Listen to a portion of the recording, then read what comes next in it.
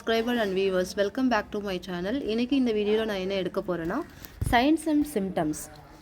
So இதுக்கு முன்னாடி இருக்கிற வீடியோஸில் பார்ட் 1, 2, 3, 5 வரைக்கும் முடிஞ்சிருக்கு. அதில் மேனிஃபெஸ்டேஷனா என்ன, இட்டியாலஜினா என்ன, டிஃபால்ட் கோட்னா என்ன, unspecified other specified with and also see இதெல்லாம் என்னன்றதை நம்ம ப்ரீவியஸ் வீடியோஸில் பார்த்துருக்கோம். யாராவது ப்ரீவியஸ் வீடியோ பார்க்காம இருக்கீங்க, அதில் ஏதாவது டவுட் இருக்குது அப்படின்னா ப்ளீஸ் ப்ரீவியஸ் வீடியோ பார்த்துட்டு இந்த வீடியோக்கு வாங்க.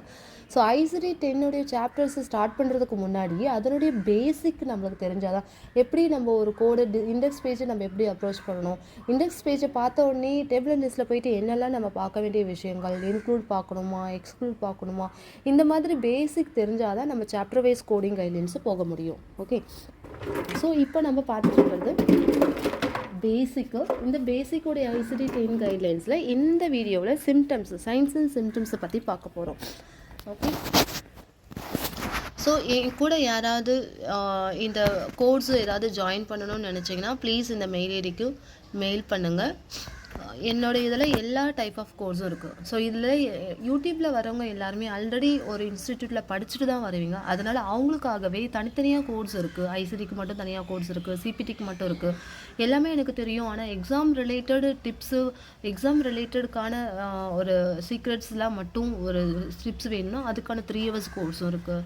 ஸோ மெட்டீரியல்ஸ் CPC ரிலேட்டடாக நிறைய மெட்டீரியல்ஸ் இருக்குது. அதில் நான் கொடுக்குற கொஷின்ஸை அட்டன் பண்ணாலே போதும். 90% கொஷின்ஸ் அதிலருந்தே வந்துடும். ஸோ பாஸ் ஆகிறதுக்கு ஈஸியாக பாஸ் ஆகிடலாம்.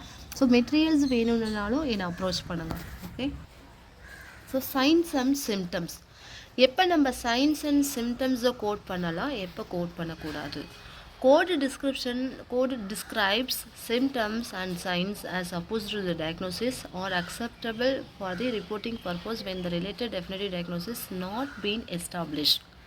ஓகே, ஸோ ஒரு டாக்குமெண்டேஷன், நம்மளுக்கு ஒரு டாக்குமெண்டேஷன் இதில் ஒரு சாப்டர் 18லே சயின்ஸ் அண்ட் சிம்டம்ஸோடைய சாப்டர் 18 நம்மளுக்கு இருக்குது. ஸோ அங்கேயும் நான் வந்து டீட்டெயிலாக சொல்ல போகிறேன். ஸோ இது வந்து பேசிக். ஓகே, சயின்ஸ் அண்ட் சிம்டம்ஸ் ஒரு பர்டிகுலர் கண்டிஷன் இருக்குது. அந்த கண்டிஷன் ரிலேட்டடாக சயின்ஸ் அண்ட் சிம்டம்ஸு டாக்குமெண்டேஷன் பண்ணியிருந்தாக்க நம்ம கொடுக்க மாட்டோம். அப்பெண்டிசைட்டிஸ் இருக்குது, அப்டாமல் பெயின், இதே நம்ம கொடுக்க மாட்டோம். ஓகே, நம்மளுக்கு ரெஸ்பிரேட்டரி ரிலேட்டடாக ஏதோ ஒரு இன்ஃபெக்ஷன்ஸ் இருக்குது, அப்போ நம்ம காஃபு, ஃபீவரு, கோல்டு, இதெல்லாம் சிம்டம்ஸு. எல்லா கோடையும் நம்ம ஒன்றா சேர்ந்து கொடுக்கக்கூடாது. Main code plus symptoms code, signs and symptoms code, இது ரெண்டுத்தையும் ஒன்றா சேர்ந்து பில் பண்ண மாட்டோம். என்ன ஆகும் அப்படி பில் பண்ண அப்படின்னு நம்ம கோட் பண்ணி நம்ம அனுப்பிடுவோம். ஆனால் அதுக்கு காசு கிடைக்கணும் இல்லையா? ஸோ கிளைண்ட்டு செக் பண்ணிவிட்டு as per the coding guidelines main கோடையும் அதுக்கு ரிலேட்டடான சிம்டம்ஸையும் ஒன்றா பில் பண்ணியிருக்காங்க. ஸோ ரிஜெக்ட் பண்ணி அனுப்பிடுவாங்க. அப்போ அது மறுபடியும் நம்மளுக்கு அக்கௌண்ட்டுக்கு வரும்.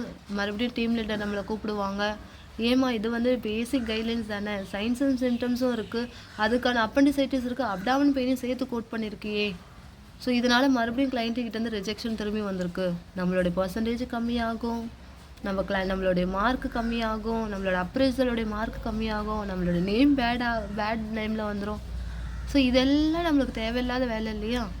அதனால பேசிக்கு சாப்டர் கைட்லைன்ஸ் இதெல்லாம் நம்ம ஸ்ட்ராங்காக இருந்தால் நம்மளுக்கு யாருமே எந்த கேள்வியுமே கேட்க முடியாது. அதனால் ப்ளீஸ் சிம்டம்ஸ், அந்த மெயின் கண்டிஷனோடைய சிம்டம்ஸ் இருந்துச்சுன்னா அதை ஒன்றா கொடுக்கக்கூடாது. வேறு ரிலேட்டடாக இருக்குது.